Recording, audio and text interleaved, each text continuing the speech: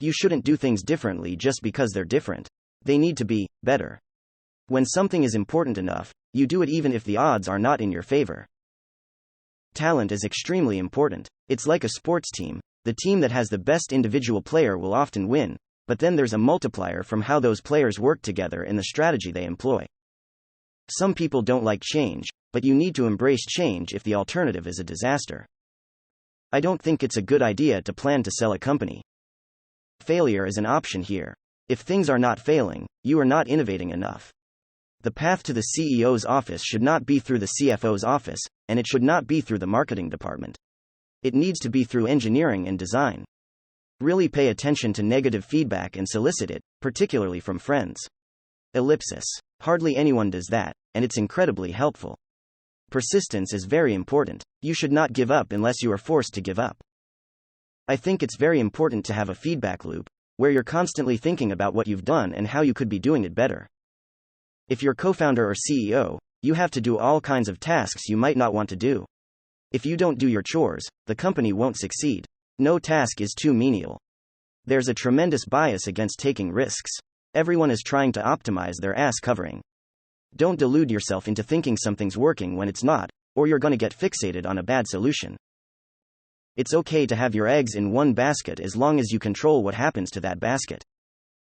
Being an entrepreneur is like eating glass and staring into the abyss of death. Brand is just a perception, and perception will match reality over time. Sometimes it will be ahead, other times it will be behind. But brand is simply a collective impression some have about a product. I always invest my own money in the companies that I create. I don't believe in the whole thing of just using other people's money. I don't think that's right. I'm not going to ask other people to invest in something if I'm not prepared to do so myself. It is a mistake to hire huge numbers of people to get a complicated job done. Numbers will never compensate for talent in getting the right answer. 2 people who don't know something or know better than 1 will tend to slow down progress, and will make the task incredibly expensive.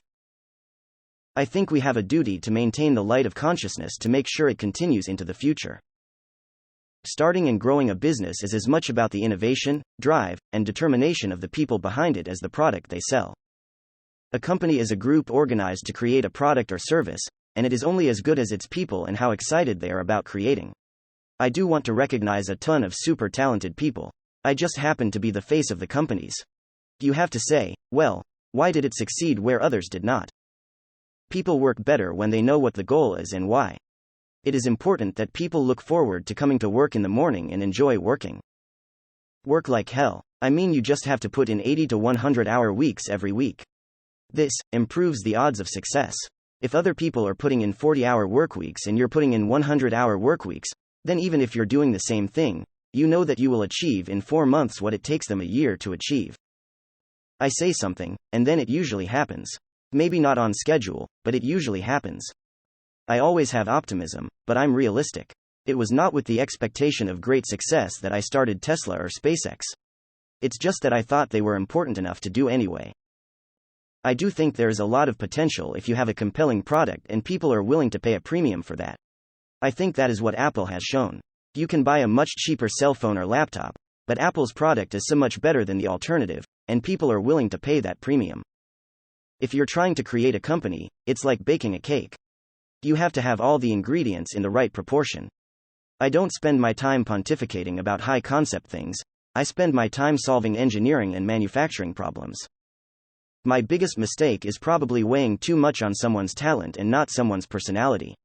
I think it matters whether someone has a good heart. I don't create companies for the sake of creating companies, but to get things done. When somebody has a breakthrough innovation, it is rarely one little thing. Very rarely is it one little thing. It's usually a whole bunch of things that collectively amount to a huge innovation. I don't believe in the process. In fact, when I interview a potential employee and he or she says that it's all about the process, I see that as a bad sign. The problem is that at a lot of big companies, the process becomes a substitute for thinking. You're encouraged to behave like a little gear in a complex machine. Frankly, it allows you to keep people who aren't that smart, who aren't that creative. There are really 2 things that have to occur in order for new technology to be affordable to the mass market. One is you need economies of scale. The other is you need to iterate on the design. You need to go through a few versions. The first step is to establish that something is possible, then probability will occur.